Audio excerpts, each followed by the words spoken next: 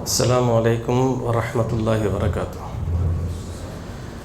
إن الحمد لله نحمده ونستعينه ونستغفره ونؤمن به ونتوكل عليه ونعوذ بالله من شرور أنفسنا ومن سيئات أعمالنا من يهده الله فلا مضل له ومن يضلل فلا هادي له وأشهد أن لا إله إلا الله وحده لا شريك له وأشهد أن محمدا عبده ورسوله يا أيها الذين آمنوا اتقوا الله حق تقاته ولا تموتن إلا وأنتم مسلمون يا أيها الناس اتقوا ربكم الذي خلقكم من نفس واحدة وخلق منها زوجها وبث منهما رجالا كثيرا ونساء واتقوا الله الذي تساءلون به والأرحام إن الله كان عليكم رقيبا يا أيها الذين آمنوا اتقوا الله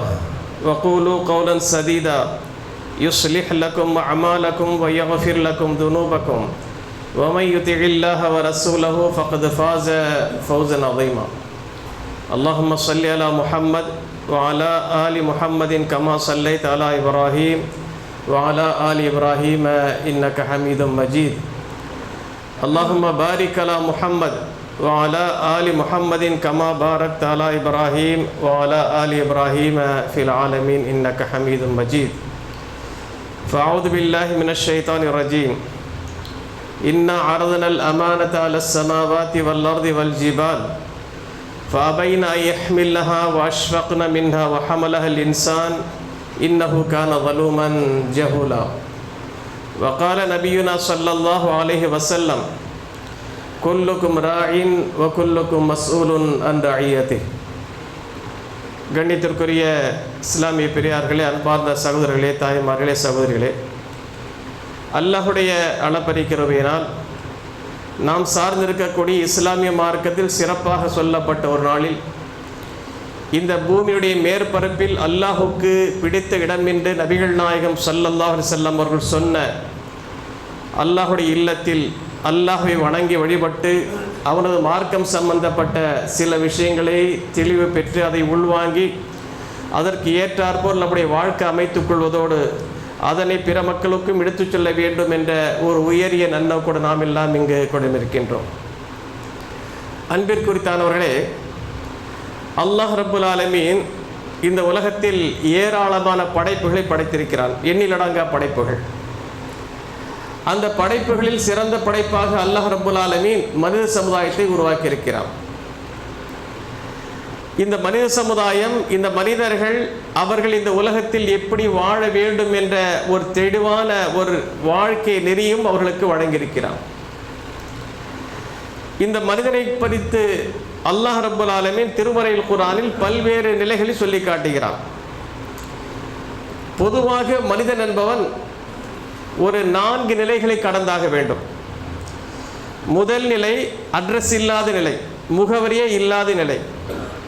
அல்லாஹ் திருமறையில் குர்ஆனில் கேட்கிறான், ஹல் அத்தா அலல் இன்சானி ஹீனும் மினத் தஹ்ரி லம் யகுன் ஷைஅம் மذ்கூரா. மனிதனுடைய முகவரி இல்லாத ஒரு காலத்தை கடந்து வந்திருக்கிறான்டா இல்லையான்னு கேட்குறான். ஒரு 200 வருஷத்துக்கு முன்னால் உங்கள் முகவரி சொல்லுங்கன்னா யாரும் சொல்ல முடியாது. எங்கே இருந்தீங்கன்னு முகவரி சொல்ல முடியுமா? சொல்ல முடியாது. இரண்டாவது நிலை என்னன்னு கேட்டிங்கன்னா, தாயினுடைய வயிறு ஏறத்தாழ ஒரு 10 மாதம் அல்ல 9 மாதம் தங்கியிருக்கிறான். இது ஒரு நிலை, ஒரு ஸ்டேஜ். அந்த 10 மாதங்களுக்கு மேலாக அங்கே தங்க முடியாது. மீறி தங்கின என்ன செய்வாங்க? சிசேரியன் பண்ணி வெளியே எடுத்துருவாங்க. அதுதான் நிலைமை, குறிப்பிட்ட நிலை தான். அதனை எடுத்து 3வது நிலை என்பது இந்த உலக வாழ்க்கை. இந்த உலக வாழ்க்கையை பொறுத்த வரைக்கும் கூடும் குறையும். சிலர் குழந்தை பருவத்தில் போய் சேர்ந்துருவாங்க, சிலர் வாலிப பருவத்தில் போய் சேருவாங்க, சிலர் முதுமை அடைந்து சேருவாங்க. சிலருக்கு குறுகிய வாழ்க்கை கிடைத்திருக்கும், சிலருக்கு நீண்ட வாழ்க்கை அல்லாஹ் ரப்பல் வழங்கியிருப்பான்.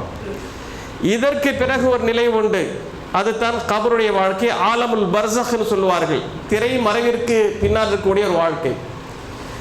இந்த 4 நிலைகளை கடந்து 5வது நிலை ஒன்று உண்டு, அதுதான் ஃபைனல் டெஸ்டினேஷன். அங்குத்தான் மனிதன் வெற்றி தோல்வி என்ற ஒரு நிலையை அடைகிறான். வெற்றி என்று சொன்னால் நிரந்தரமான வெற்றி, தோல்வி என்றால் அதை மீள முடியாத ஒரு தோல்வி. உலகத்தை பொறுத்த வரைக்கும் தோல்விக்கு பிறகு வெற்றி பெறலாம். ஆனால் மறுமையை பொறுத்த வரைக்கும் தோல்வியை தழுவிவிட்டால் வெற்றி என்ற ஒரு நிலையே அவனுக்கு இல்லை. எனவே இந்த மனிதன் இந்த நிலைகளை சரியாக புரிந்து கொண்டு அதில் மறுமையில் வெற்றி பெறுவதற்கான வழிகளை அவன் தேடிக்கொள்ள வேண்டும். உலகத்தை பற்றவர் என்ன குரான் நிறைய பார்த்துருப்பீங்க.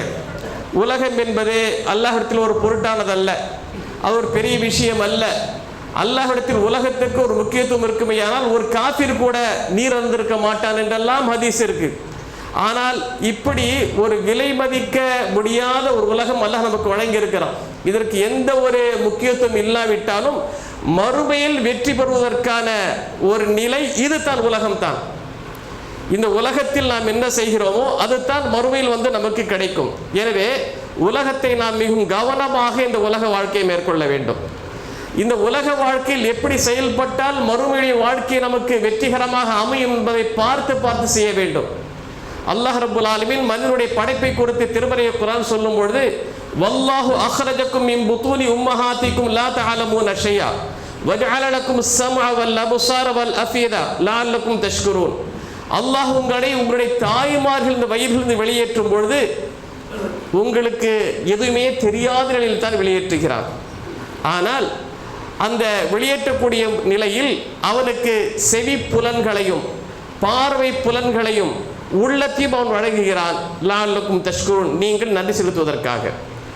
அல்லாஹ் வெளியே கொண்டு வரும்போது எதுவுமே தெரியாதான், ஆனால் தெரிந்து கொள்வதற்கான அத்தனை சாதனை வழங்குகிறான். ஒரு மனிதன் தன்னுடைய காதுகள் மூலமாக கண்களின் மூலமாக தன்னுடைய உள்ளத்தை வைத்து அனைத்தும் புரிந்து கொண்டு செயல்படுவதற்கான ஒரு விஷயத்தை அல்லாஹ் ரப்பல் ஆலமீன் கொடுத்துத்தான் இந்த உலகத்திற்கு கொண்டு வருகிறான்.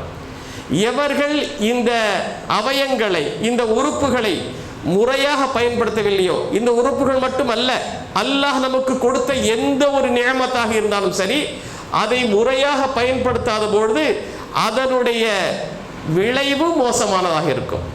அல்லாஹ் ரப்பல் ஆலமீன் திருமறை குர்ஆன் சொல்லி காட்டுகிறான், வலகத் ஸரஅனா லி ஜஹன்னம கஸீரன் மினல் ஜின்னி வல் இன்சி லஹும் குலூபுன் லா யஃகஹூன பிஹா வலஹும் அஅயுனுன் லா யுப்ஸிரூன பிஹா வலஹும் ஆதானுன் லா யஸ்மஊன பிஹா உலாயிக கல் அன்ஆம் பல் ஹும் அவல்.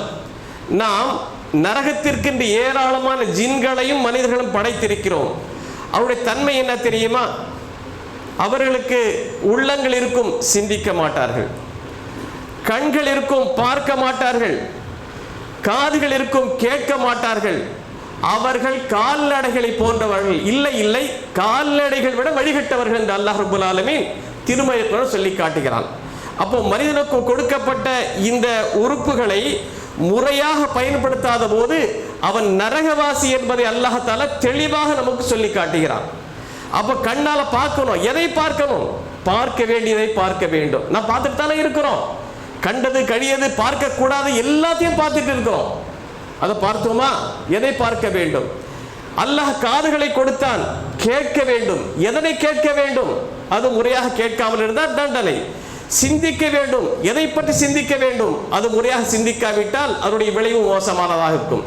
இப்படி காதுகளையும் பார்வைகளையும் உள்ளங்களையும் முறையாக பயன்படுத்தாதவர்கள் அவர்கள் கால்நடைகளை போன்ற சொல்லி காட்டுறான். மாடு என்னக்கா சிந்திச்சிருக்குமா? மாடு ஏதாவது பார்த்து படிப்பினை பெறுமா? மாடு ஏதாவது கேட்டு ஏதாவது தன்னுடைய வாழ்க்கையை மாற்றிக்கொள்ளுமா? இல்லை. கேட்குது, பார்க்குது, அவ்வளோத்தான். ஆனால் அதை உள்ள கொண்டு போய் சிந்திக்கக்கூடிய ஆற்றல் கால்நடைகளுக்கு கிடையாது. ஆனால் மனிதருக்கு அல்லாஹ் ரப்பல் கொடுத்திருக்கிறான். இது ஒரு நியமத்தாக சொல்லி காட்டுகிறான். அலம் நஜஅல் லஹு ஐனைனி வ லிசானு வ ஷஃபதைன். நாம் மனிதருக்கு 2 கண்களையும் 2 உதடுகளும் ஒரு நாவையும் தரவில்லையா என்று கேட்கிறான் அல்லாஹ் ரப்பல் ஆலமீன். நியமத். அல்லாஹ்வுடைய எந்த நியமத்தாக இருந்தாலும் சரிதான், அது முறையாக பயன்படுத்த தவறினால் மறுமையில் மிகப்பெரிய தண்டனை அனுபவிக்க வேண்டும் என்பதை அல்லாஹ் ரப்பல் ஆலமீன் தெளிவாக இந்த வசனம் சொல்லி காட்டுகிறான். அன்பிற்குரித்தார்களே, அல்லாஹ் ரப்பல் ஆலமீன் நம்மை இந்த உலகத்தில் சில காலம் வாழ வைக்கப் போகிறான். அந்த வாழ்க்கையை நாம் எப்படி வாழ்வது என்பதை பார்த்து பார்த்து அது நமக்கு மறுமையில் பலன் தருமா தராதா, நஷ்டத்தை ஏற்படுத்துமா லாபத்தை ஈட்டி தருமா என்பதை பார்த்து பார்த்து நம்முடைய வாழ்க்கையை நாம் கழிக்க வேண்டும். அல்லாஹ் ஒரு மனிதனுக்கு வாழ்க்கை கொடுத்திருப்பது அல்லாஹ்வுடைய மிகப்பெரிய நியமத். அல்லாஹ் ரப்பல் ஆலமீன் திருமறை குர்ஆனில் மனித சமுதாயத்திற்கு வழங்கிய ஏராளமான நியமத்துகள் சொல்லி காட்டுகிறான். அந்த நியாமத்துகளை நீங்கள் என்ன முற்பட்டால் அதை உங்களால் எண்ணி முடிக்க முடியாங்கிறான். வைன் தஅது நிஅமத்தல்லாஹி லா துஹ்ஸுஹா, நீங்கள் அல்லாஹ்வுடைய அருட்களை எண்ண முற்பட்டால் உங்களால் எண்ணி முடிக்க முடியாது என்று அல்லாஹ் திருமறையில் சொல்லி காட்டுகிறான். அல்லாஹ் தஆலாவுடைய எண்ணிலடங்கா அந்த நியாமத்துகளில் சில நியாமத்துகளை திருமறையில் சொல்லி காட்டுகிறான். அது ஒரு நியாமத்து என்ன தெரியுமா? நமக்கு வழங்கப்பட்டிருக்கூடிய தீனுல் இஸ்லாம், இஸ்லாமிய மார்க்கம். அல் யௌம அக்மல்து லக்கும் தீனக்கும் வ அத்மம்து அலைக்கும் நிஅமதி வ ரதீது லக்குமுல் இஸ்லாம தீனா. நான் உங்களுக்கு இன்றைய தினம் உங்களுடைய மார்க்கத்தை பரிபூர்ணமாக ஆக்கி வைத்திருக்கிறேன், முழுமைப்படுத்தி விட்டேன், என்னுடைய நியமத்தை உங்களுக்கு நான் முழுமையாக தந்து விட்டேன் என்று அல்லாஹ் ரப்புல் ஆலமீன் மார்க்கத்தை, தீனுல் இஸ்லாத்தை தன்னுடைய நியமத்தாக சொல்லி காட்டுகிறான். இந்த நியமத்தை பொறுத்த வரைக்கும் ஆட்சி அதிகாரத்தால், செல்வத்தால், வேறு எந்த வழியிலும் பெற முடியாது. அல்லாஹ் நாடிகளுக்கு மட்டும்தான் அந்த நியமத்து கிடைக்கும். இப்ராஹிம் அலைஹிஸ்ஸலாம் தந்தைக்கு கிடைச்சிச்சா? இல்லை. நூஹ் அலைஹிஸ்ஸலாம் மனைவி கிடைச்சதா? இல்லை. நூஹ் அலைஹிஸ்ஸலாமுடைய மகனுக்கு கிடைச்சதா? இல்லை. ஃபிரௌனுக்கு எவ்வளவு பெரிய ஆட்சி அதிகாரத்தை கையில் வச்சு கிடைச்சதா? கிடைக்கல. காரணம் எவ்வளவு பெரிய செல்வந்தன், அவருடைய கஜானா சாவிகளை சுமந்து செல்வதற்காக ஒரு ஒட்டக கூட்டம் இருந்தால் அல்லாஹ் குர்ஆன் சொல்லி காட்டுகிறான். அவனுக்கு கிடைச்சதா? கிடைக்கல. ஆனால் அல்லாஹ் ரப்பல் ஆலமீன் நமக்கு கொடுத்தான் பார்த்தீங்களா, அது ஒரு மிகப்பெரிய நியாமத். என்னவோ தெரியவில்லை, நாம் முஸ்லீம் குடும்பத்தில் பிறந்து விட்டதால் அந்த இஸ்லாத்தை அப்படியே ஃபாலோ பண்ணிட்டு வர்றோம். தெரிந்தோ தெரியாமல், இஸ்லாத்தை விளங்கியோ விளங்காமலோ அதை நாம் ஃபாலோ பண்ற போல வந்துட்டு இருக்கிறோம். உண்மையில் நாம் இஸ்லாத்தை விளங்கித்தான் இதை ஏற்றிருக்கோமா? சற்று சிந்தித்து பாருங்களேன். நியாமத் என்பது ஏதோ நாம் முஸ்லீம் குடும்பத்தில் பிறந்து விட்டால் மட்டும் கிடைக்காது. படைத்த ரப்ப புரிந்து மார்க்கத்தை விளங்கி ஏற்றுக்கொள்ளும் போது தான் முஸ்லீமாக இருப்பானே தவிர, முஸ்லிம் குடும்பத்தில் முஸ்லிம் பெற்றோர்களுக்கு பிறந்து விட்டால் என்பதற்காக ஒருபோதும் முஸ்லீமாக இருக்க முடியாது. நல்லா புரிஞ்சுக்கணும்.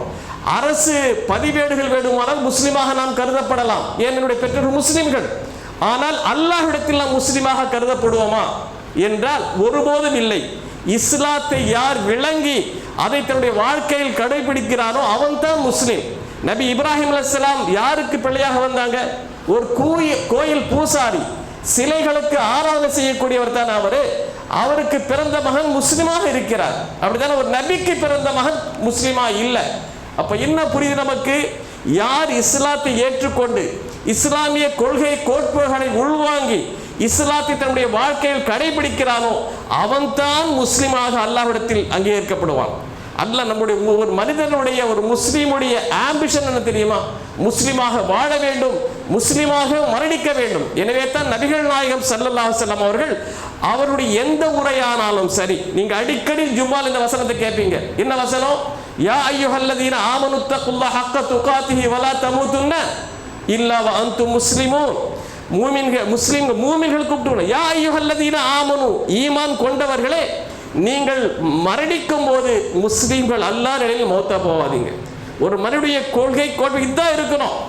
எனவே ஒரு மனிதன், ஒரு முஸ்லிம், குறிப்பாக ஒரு முஃமின் உலகத்தில் வாழும்போது முஸ்லிமாக வாழ வேண்டும் என்ற எண்ணத்தோடு இஸ்லாமிய கொள்கை கோட்பாடுகளை, இஸ்லாமிய வணக்க வழிபாடுகளை உள்வாங்கிக் கொண்டு அதை தன்னுடைய வாழ்க்கையில் கடைபிடிக்கணும்.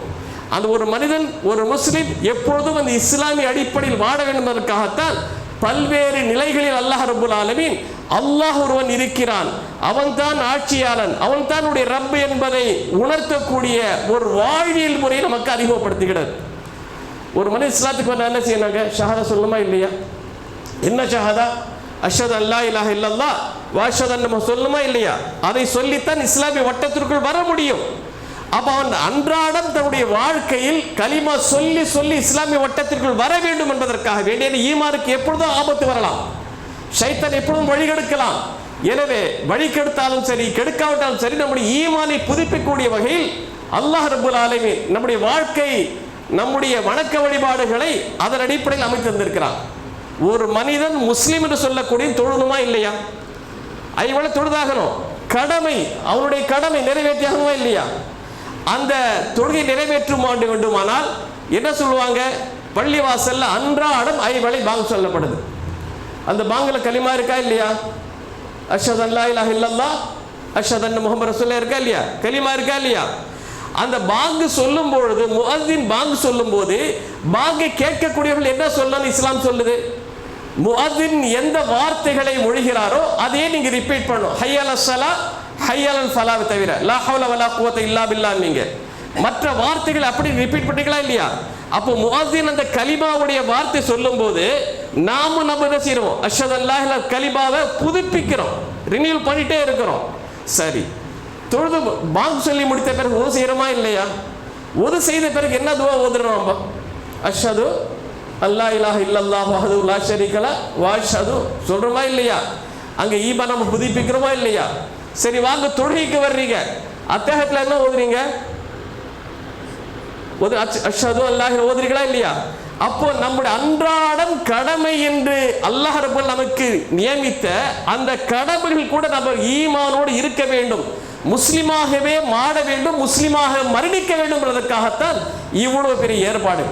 அது மட்டுமல்ல, ஒரு மனிதன், ஒரு முஸ்லிம் தன்னுடைய வாழ்க்கையில் அன்றாடம் காலையிலும் மாலையிலும் ஓதக்கூடிய அந்த பிரார்த்தனைகளை, திக்ருகளை, அந்த அவுராதை எடுத்து பார்த்தீர்கள் ஆனால் அங்கு கலிமா சொல்லப்பட்டிருக்கும். நபிகள் நாயகம் ஸல்லல்லாஹு சொல்கிறார்களே, மன் கான ஆகிரு கலாமிஹி லா இலாஹ இல்லல்லாஹ் காலிசன் பி கல்பிஹி தஹலல் ஜன்னah. எவனுடைய கடைசி வார்த்தை லா இலாஹ இல்லல்லாஹ் என்று இருக்குமோ, உளப்பூர்வமாக அவன் சொர்க்கத்தில் உடையவன் இருக்கா இல்லையா? அப்போ அந்த இறைவனை நம்பி இறைவன் அல்லாஹ்வுடன் மட்டும் ஏற்றுக்கொண்டு வாழ வேண்டும் என்ற ஒரு நிலையில் தான் ஒரு முஸ்லிம் வாழ வேண்டும். அல்லாஹ்வுடைய நினைவோடு வாழ வேண்டும். யா அய்யுஹல்லதீன ஆமனு லா தகுனு கல்லதீன நஸுல்லாஹ ஃபஅன்ஸாஹு அன்ஃபுஸஹும் உலாயிகமுல் ஃபாஸிகூன். மூமின்களே, அல்லாஹ்வை மறந்தவர்கள் போன்று நீங்கள் ஆகிவிடாதீர்கள். அல்லாஹ்வுடைய நினைவோடு வாழணும். ஏன் அல்லாஹ்வுடைய நினைவோடு வாழணும்? அல்லாஹ்வுடைய நினைவோடு வாழும்போது மனிதன் தவறு செய்வதற்கு வாய்ப்புகள் மிக குறைவு. இருக்கா இல்லையா? பிஸ்மில்லான்னு சொல்லிட்டீங்க, அல்லாஹ்வுடைய நினைவு வந்து போச்சுன்னாக்கா கண்டிப்பாக மோசமான தீய காரியத்தில் ஈடுபட மனிதன் செய்வான், தவிர்ப்பான். இதுதான் நிலை. அப்போ ஒரு முஸ்லிமை பொறுத்த வரைக்கும் அவருடைய ஆம்பிஷன் இருக்கு, அல்லாஹ்வுடைய நினைவோடு வாழ வேண்டும், அல்லாஹ் எந்நேரம் தன்னுடைய கவனத்தில் கொள்ள வேண்டும். ஏன்? அவனைத்தான் சந்திக்க போறோம். இறுதியாக யார் சந்திக்க போறோம்? அவன் தான் நம்மை படைத்தான், நம்ம கடைசியில் சந்திக்க போறதோ அவனைத்தான். எனவே அவனை சந்திக்கும் போது நம்முடைய வாழ்க்கை சரியானதாக இருக்க வேண்டுமே, நாம் வாழ்ந்த வாழ்க்கைக்கு சரியான பதிலை தந்தாக வேண்டும் என்ற அச்ச உணர்வோடு வாழ வேண்டும். வலிமன் ஹாஃப மகாம ரப்பிஹி ஜன்னத்தான். யார் அல்லாஹுக்கு முன்னால் நிற்க வேண்டும் என்ற அச்சத்தோடு இந்த உலகத்தில் வாழ்கிறானோ அவனுக்கு 2 சொர்க்கம் என்று அல்லாஹ் திருமறையை சொல்லி காட்டுகிறான்.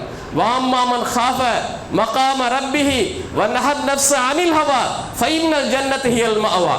யார் அல்லாஹுக்கு அஞ்சி தன்னுடைய உள்ளத்தை ஆசாபாசைகளில் விலக்கி வைக்கிறானோ அவனுடைய இறுதி முடிவு சொர்க்கமாக இருக்கும் என்று அல்லாஹ் திருமறையை சொல்லி காட்டுகிறான். எனவே அன்பிற்குரித்தானவர்களே, இந்த உலக வாழ்க்கை என்பது மறுமையில் வெற்றி பெறுவதற்கான ஒரு அடித்தளமாக அல்லாஹ் ஆக்கி இருக்கிறான். எனவே இந்த உலக வாழ்க்கை நம்ம ஏமாந்து உலகத்தின் பின்னால் போய் மறுமை இழந்து விடக்கூடாது. இதையும் அல்லாஹ் தஆலா இந்த எச்சரிக்கை குர்ஆன் சொல்லி காட்டுறான். யா அய்யுஹன்னாஸ், முஸ்லிம்கள் மூமின்கள் சொல்ல, திருமறை குர்ஆன் மூமின்களை கூப்பிட்டு சொல்லுவான், காஃபிர்களை கூப்பிட்டு சொல்றது உண்டு, அஹ்லுல் கிதாப் வேதம் வழங்கப்பட்ட கூப்பிட்டு சொல்றது உண்டு. இந்த இடத்தில் ஒட்டுமொத்தமாக எல்லா மக்களையும் அழைத்து சொல்லுகிறான். யா அய்யுஹன்னாஸ் லா தகுர்ரன்னகுமுல் இன்ன வஅதல்லாஹி ஹக். அல்லாஹ்வுடைய வாக்குறுதி உண்மையானது. லா தகுர்ரன்னகுமுல் ஹயாத்துத் துன்யா, இந்த உலக வாழ்க்கை உங்களை ஏமாற்றி விட வேண்டாம். வலா யகுர்ரன்னகும் பில்லாஹில் கரூர், உங்களை ஏமாற்றக்கூடிய ஷைத்தானும் உங்களை ஏமாற்றி விட வேண்டாம். மறுமையை மறந்து உலகமே சதா என்று நீங்கள் வாழ்ந்து ஹலால் ஹராம் என்று பேணாமல் கண்டதே காட்சி கொண்டதே கோலம் என்ற ஒரு வாழ்க்கையை நீங்கள் மேற்கொள்ள வேண்டாம் என்று அல்லாஹ் ரப்பல் ஆலமீன் எச்சரிக்கிறான். இந்த உலக வாழ்க்கை நம்ம ஏமாத்தோம், கண்டிப்பா ஏமாத்தோம். ஒரு மனிதனை ஒரு மூமினை பொறுத்த வரைக்கும் உலகமா மறுமையானோ, மறுமைத்தான் அவனுக்கு முக்கியம். மறுமைக்காக உலகத்தை இழக்கலாம், ஆனால் உலகத்துக்காக வேண்டி மறுமையை இழந்து விடக்கூடாது. சஹாபாக்கள் அதான செஞ்சாங்க. மறுமையில் வெற்றி பெற வேண்டும் என்பதற்காக வேண்டி என்ன தியாகம் பண்றதுக்கு ரெடியாவாங்க. தன்னுடைய ஆட்சி, அதிகாரம், பணம், சொத்து, சுகம், உயிரை கூட அவங்க செஞ்சாங்க, திறந்தாங்க. ஆனால் இன்றைய என்ன தெரியுமா? ஒரு ஜாபுக்காக, ஒரு அந்தஸ்துக்காக, ஒரு அரசியல் பதவிக்காக ஈமான் இழக்கக்கூடிய நிலை நம்மகிட்ட இருக்கு, இந்த சமுதாயத்தில் இருக்கு. நமக்கு மார்க்கமெல்லாம் பெருசல்ல, இந்த உலகத்தில் பெறக்கூடிய பதவிகள் இதுதான் நமக்கு முக்கியம் என்று சொல்லப்படக்கூடிய அளவிற்கு சில முஸ்லிம்கள் செல்கிறார் என்றால் அல்லாஹ்வுடைய சந்திப்பை அவர்கள் சரியான முறையில் நம்பவில்லை என்று தான் அர்த்தம். அன்பிற்கு நல்லா புரிந்து கொள்ளுங்கள். இந்த உலகத்தில் பிறந்த எல்லா மனிதர்களுக்கும் சில பொறுப்புகள் இருக்கு. பொறுப்புகள் இல்லாத எந்த மனிதனும் கிடையாது. எனவே தான் அல்லாஹ் திருமறை குர்ஆன் சொல்லி காட்டுகிறான், இன்னா அர்தல் அமானத அல ஸமாவாதி வல் அர்தி வல் ஜிபால். நாம் அமானிதத்தை வானங்கள் மீதும் மலைகள் மற்றபடி பூமி இவற்றிடம் எடுத்து வைத்த போது அந்த அமானிதத்தை ஏற்றுக்கொள்ள பயந்து நடுங்கின. ஆனால் மனிதனோ அதை ஏற்றுக்கொண்டான். எந்த அமானிதத்தை மலைகளும் வானங்களும் பூமியும் ஏற்றுக்கொண்ட நடுங்கியதோ அஞ்சியதோ அதை யார் ஏற்றுக்கிட்டான்? மனுஷன் ஏற்றுக்கிட்டான். அல்லாஹ் குர்ஆன் சொல்லி காட்டான், இன்னஹு ஸல்லல்லாஹு ஜான். அவன் யார் தெரியுமா? அவன் அநியாயக்காரனாக போயிட்டான், அவனுக்கு அறிவில்லாமல் போயிடுச்சு. அல்லாஹ் குர்ஆன் சொல்லி காட்டான். அன்பிற்குரியவர்களே, அமானிதம் என்பது மனிதனுடைய வாழ்க்கையில் கடைபிடிக்க வேண்டும். அது அல்லாஹ்விடத்தில் மறுபடியும் விசாரிக்கப்படும். புரிஞ்சாதுங்க. அமானிதங்களில் என்ன பொறுப்பு? ஒரு அமானிதம். யார் யாருக்கு என்னென்ன பொறுப்புகள் இருக்கோ அந்த பொறுப்பை சரிவர நிறைவேற்றுவது ஒரு அமானிதம். அந்த பொறுப்பு பலதரப்பட்ட பொறுப்பு இருக்கலாம். ஒவ்வொரு ஆளுக்கும் ஒவ்வொரு பொறுப்பு. சிலருக்கு கூடுதலாக இருக்கலாம், சிலருக்கு குறைவாக இருக்கலாம். ஒரு மகனுக்கோ மகளுக்கோ திருமணமாகாத போது அவனுக்கு என்ன பெற்றோர்களுக்கு அவருடைய பொறுப்பாக இருக்கும், அவ்வளோதான் அவனுடைய பொறுப்பு. ஆனால் அவனுக்கு திருமணம் ஆகிவிட்டால் மனைவி கவனிக்க வேண்டிய பொறுப்பு கூடுதலாக வரும். அதே போல தன்னுடைய பெற்றோர்கள் கவனிக்கக்கூடிய பொறுப்பு கூடுதலாக வரும். ஒரு தொழிலாளி முதலாளி அவனுக்கு சில பொறுப்புகள் இருக்கு. தொழிலாளியா அவன் தன்னுடைய எஜமானனுக்கு செய்ய வேண்டிய பொறுப்புகள் இருக்கு, அந்த பொறுப்புகளை நிறைவேற்றணும். முதலாளியா அவன் தன்னுடைய வேலையாட்களுக்கு செய்ய வேண்டிய சில பொறுப்புகள் இருந்த பொறுப்பை நிறைவேற்றணும். எந்த அளவுக்கு பொறுப்புகள் கூடுகிறதோ அந்த அளவுக்கு நன்மைகளும் கூடும். அந்த பொறுப்பை நிறைவேற்றும் போது நன்மைகளும் கூடும். இதை நாம் விளங்கிக் கொள்ள வேண்டுமானால் நபிகள் நாயகம் ஸல்லல்லாஹு சொல்லுகிறார்கள், ஸலாஸத்துல் லஹும் அஜ்ரான். 3 நபர்களுக்கு இரட்டிப்பான நன்மை இருக்குங்க. 3 நபர்களுக்கு, 3 வகையான நபர்களுக்கு இரட்டிப்பான நன்மை இருக்கு. அதில் ஒன்று என்ன தெரியுமா? ரஜுலுன் ஆமன பி நபிஹி, ரஜுலுன் மின் அஹலில் கிதாபி ஆமன பி நபிஹி சும்ம ஆமன பி முஹம்மதின் ஸல்லல்லாஹு அலைஹி வஸல்லம். ஒரு மனிதன் ரசூல் ஸல்லல்லாஹு அலைஹி வஸல்லம் காலத்திற்கு முன்னால் வாழ்ந்தவன், அவன் தன்னுடைய நபியை நம்புகிறான். ரசூல் ஸல்லல்லாஹு அலைஹி வஸல்லம் காலத்தை அடைந்த பிறகு இந்த நபியும் நம்புகிறான். அது ஒரு பொறுப்பு, இது ஒரு பொறுப்பு. 2 நன்மை. இரண்டாவதாக வல் அப்துல் மம்லூக் இதா அத்தா ஹக்கல்லாஹி வ ஹக்க மவாலிஹி. ஒரு அடிமை, அவருக்கு 2 பொறுப்பு இருக்கு. ஒன்று அல்லாஹுக்கு நிறைவேற்ற வேண்டிய சில பொறுப்புகள் கடமைகள் இருக்கு. இன்னொன்று தன்னுடைய எஜமானோட தான் இருக்கா இல்லையா, அவனுக்கு செட்டிய கடமை இருக்கா இல்லையா. என்னவனுக்கு 2. சுதந்திரமானவனுக்கு ஒரே பொறுப்பு தான், அல்லாஹுடைய பொறுப்பு. அந்த அடிமைக்கு இந்த எஜமானு கவனிக்கணும், படைத்த பெரிய எஜமானுக்களை அவனு கவனிக்கணும் இல்லையா. 2 பொறுப்பு கூடுது அவனு. எனவே அவனுக்கு இரட்டிப்பான நன்மைங்கிறாங்க. மூன்றாவதாக அல் அபத்து. ஒரு இடத்தில் ஒரு அடிமை பெண் இருக்கிறாள். அந்த அடிமை பெண்ணுக்கு அழகான ஒழுக்கத்தை கற்றுக் கொடுக்கிறான். அத்தபஹா ஃபஹஸன தாதிபஹா வஅல்லமஹா ஃபஹஸன தாலிமஹா சும்ம ஆதகஹா வ தஸவஜஹா. அழகான ஒழுக்கத்தை கற்றுக் கொடுக்கிறான், அழகான கல்வி கற்றுக் கொடுக்கிறான். அவருடைய பொறுப்பு. அதன் எடுத்து அந்த அடிமை பெண்ணை விடுதலை செய்து அந்த அடிமை பெண்ணுக்கு ஒரு வாழ்க்கையின் திருமணத்தையும் செய்து கொள்கிறான். அடிமைக்கு செய்ய வேண்டிய ஒரு பொறுப்பை நிறைவேற்றினா அவளை மனைவியாக ஏற்றுக்கொண்டு அந்த மனைவிக்கு சேர்ந்த பொறுப்பை ஏற்றுக்கலாம். எனவே பொறுப்புகள் கூடும் பொழுது அவனுக்கு இரட்டிப்பான நன்மை என்று நபிகள் நாயகம் ஸல்லல்லாஹு சொல்லி காட்டுகிறார்கள். எனவே நமக்கு ஏராளமான பொறுப்புகள் இருக்கு. அந்த பொறுப்புகளை தெரிந்து உணர்ந்து அந்த பொறுப்புகளை நிறைவேற்றக்கூடிய வழியில் நம்முடைய கவனத்தை செலுத்த வேண்டும். நல்லா புரிஞ்சுக்கிடுங்க. அதில் தவறுமையானால் அதை பற்றி மறுமையில் விசாரிக்கப்படுவோம். குல்லுக்கும் ராயின் வ குல்லுக்கும் மஸ்ஊலன் ரஅய்யத்திஹி. ஒவ்வொரு பொறுப்பாளர் அவர் பொறுப்பை பற்றி மறுமையில் விசாரிக்கப்படுவார் என்று நபிகள் நாயகம் ஸல்லல்லாஹு சொல்லி காட்டுகிறார்கள். ஒரு மனிதன் தன்னுடைய குடும்பத்துக்கு என்ன பொறுப்பு இருக்கோ அந்த பொறுப்பை நிறைவேற்றணும். தன்னுடைய பிள்ளைகளுக்குள்ள ஒரு பொறுப்பை நிறைவேற்றணும். தனக்கு கொடுக்கப்பட்ட பொருளாதாரத்தில் என்ன பொறுப்பு இருக்கு, தனக்கு கொடுக்கப்பட்ட அறிவு அதில் என்ன பொறுப்பு இருக்கு, நம்முடைய சமூகத்தை செய்ய வேண்டிய பொறுப்பு என்ன இருக்கு, அண்டை வீட்டுக்கு செய்ய வேண்டிய பொறுப்பு என்ன இருக்கு, நாம் சார்ந்திருக்கக்கூடிய மார்க்கத்திற்கு செய்ய வேண்டிய பொறுப்புகள் கடமை என்று தெரிஞ்சிருச்சோம். எல்லாத்துக்கும் பொறுப்பு இல்லாமல் யாரும் பொறுப்பு இல்லாத மனிதன் உலகத்தில் யாரும் இருக்க முடியாதுங்க. எல்லோருக்கும் பொறுப்பு இருக்கு. யாருக்கு பொறுப்பு இருக்கா தெரியுமா? யார் மென்டலோ யார் பைத்தியமோ அவன் தான் பொறுப்பு இல்லாதவன். பொறுப்பே கிடையாது. அறிவுள்ள புத்தி சுவாதீனம் உள்ள யாராக இருந்தாலும் சில பல பொறுப்புகள் அவன் மீது சுமத்தப்படும். அந்த பொறுப்புகளை அவன் முறையாக நிறைவேற்றாத பட்சத்தில் அல்லாஹுடைய மாமன்றத்தில் அவன் விசாரிக்கப்படும் என்பதை மறந்துவிடக்கூடாது. அந்த அடிப்படையில் நாம் ஏற்றுக்கொண்ட மார்க்கம் இருக்கு இல்லையா, இந்த மார்க்கம் சம்பந்தமாக மார்க்கம் சார்ந்த நம்முடைய பொறுப்புகள் என்ன யோசனை பண்ணி பாருங்க. நம்முடைய பொறுப்புகள் என்ன? இஸ்லாத்தில் நம்ம வந்திருக்கிறோம், அல்லாஹ் நியமத்தை கொடுத்திருக்கிறான். அந்த நியமத்தை சார்ந்த பொறுப்பு, நம்முடைய பொறுப்பு என்ன? ஏதோ நான் முஸ்லீமா இருக்கிறேன், வாழ்ந்த மௌத்தா போயிட்டு, இது அல்ல. அன்பிற்குரித்தானவர்களே, நீங்கள் வரலாற்றை சற்று திரும்பி பாருங்க. நபிகள் நாயகம் ஸல்லல்லாஹு அலைஹி வஸல்லம் அவர்களுக்கு முன்னால் வந்த நபிமார்கள் வரை ஒரு நபிக்கு பிறகு இன்னொரு நபி வந்தாரா இல்லையா? மூசாக்கு பிறகு ஈசா வந்தாங்களா இல்லையா? இந்த மாதிரி ஒரு நபிக்கு பிறகு இன்னொரு நபி, ஒரு ரசூலுக்கு பிறகு ரசூல் வருகிறாரா இல்லையா? எதற்காக வந்தார்? ஒரு ரசூலுடைய போதனையை மக்கள் மாற்றும் பொழுது, அல்லது அதில் பிரச்சனைகளை உருவாக்கும் பொழுது, அல்லது அதனை வீணடிக்கும் பொழுது, அதை சரி செய்வதற்காக, சரியான அந்த நபி கொண்டு வந்த அந்த தூதுத்துவத்தை சரி செய்வதற்காக வேண்டி இன்னொரு நபி வருவார். இதுதானே? நபிகள் நாயகம் ஸல்லல்லாஹு அலைஹி வஸல்லம் அவர்களுக்கு பிறகு நபி உண்டா? ரசூல் உண்டா? இல்லை. அப்போ ரசூல் ஸல்லல்லாஹு அலைஹி வஸல்லம் என்ன மார்க்கத்தை இந்த சமுதாயத்துக்கு தந்தார்களோ அந்த மார்க்கத்தை பிறகு வாழ்ந்திருக்கிறோமா அந்த சமுதாயம்? இல்லை. 3 திசைகளை பிரித்து போயிருக்காங்க. சிலர் ஷிர்க நோக்கி போயிட்டு இருக்கிறாங்க, சிலர் பிதாத்தை நோக்கி போயிட்டு இருக்கிறாங்க, சிலர் பாவங்களை நோக்கி போயிட்டு இருக்கிறாங்க. நபிகள் நாயகம் ஸல்லல்லாஹு அலைஹி வஸல்லம் அவர்கள் எந்த தெளிவான மார்க்கத்தை இந்த சமுதாயத்திற்கு வழங்கினார்களோ, தரக்துக்கும் அலல் மஹஜ்ஜத்தில் பைதா லைலுஹா கநஹாரிஹா லா யஸிகு அன்ஹா இல்லா ஹாலிக், நான் உங்களை வெள்ளை வெளையர் என்ற மார்க்கத்தில் விட்டு செல்கிறேன், அவருடைய இரவு கூட பகலை போல பிரகாசிக்கக்கூடியது. இவ்வளவு தெளிவான ராஜபாட்டை விட்டு எவன் திசை மாறி தடுமாறி போகிறானோ அவன் ஹலாக்காகி விட்டான், அழிந்து விட்டான். நபிகள் நாம் சொன்னாங்களா இல்லையா? அப்போ தெளிவான மார்க்கத்தில் விட்டு சென்றார்கள். அந்த தெளிவான மார்க்கத்துக்கு சமுதாயம் இல்லை.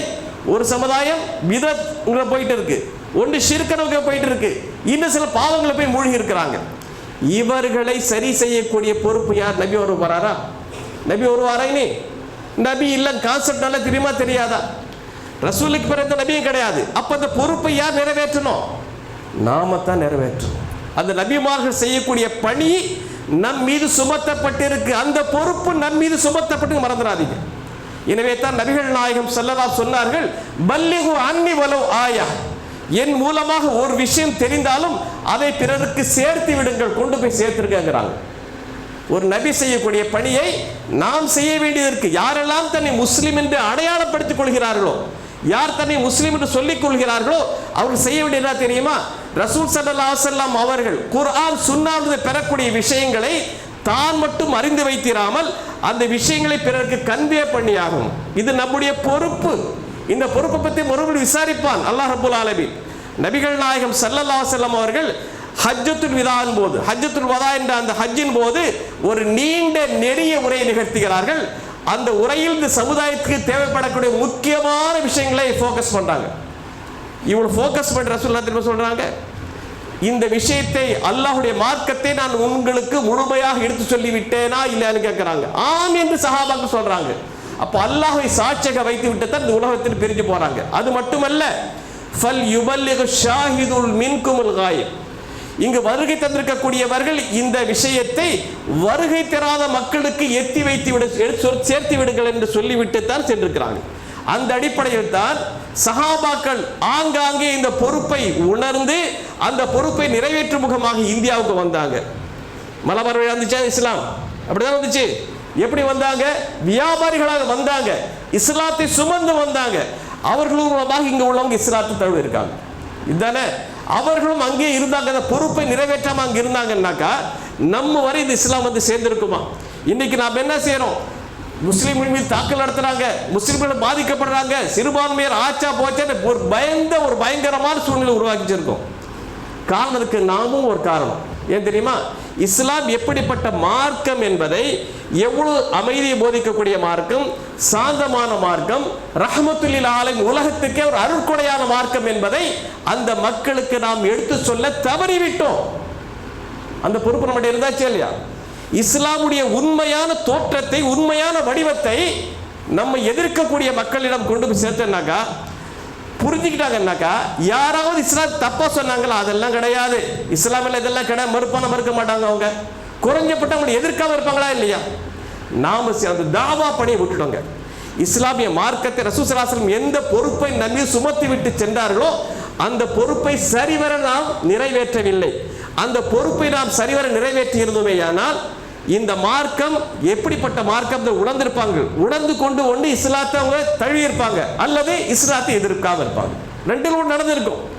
எனவே பாமர மக்களை இப்படியெல்லாம் இஸ்லாத்துக்கு எதிராக திசை திருப்பி போடுறாங்க பார்த்தீங்களா, அது களையப்பட வேண்டுமானால் நம்ம இஸ்லாமிய மார்க்கத்தை விளங்கி பிற மக்களுக்கு கொண்டு செல்லக்கூடிய அந்த பொறுப்பை நிறைவேற்றி ஆக வேண்டும் என்று மறந்துவிடக்கூடாது.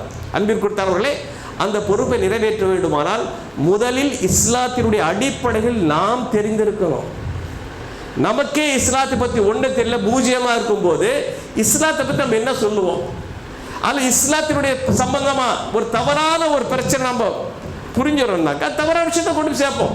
அதுதான் நடக்குது. இப்போ தர்காவாதிகளோ ஷிர்குவாதிகளோ ஷிர்க் செய்யக்கூடியவர்களோ அவங்க மக்கள் மத்தியில் கொண்டு போறாங்கன்னா காரணம் என்ன?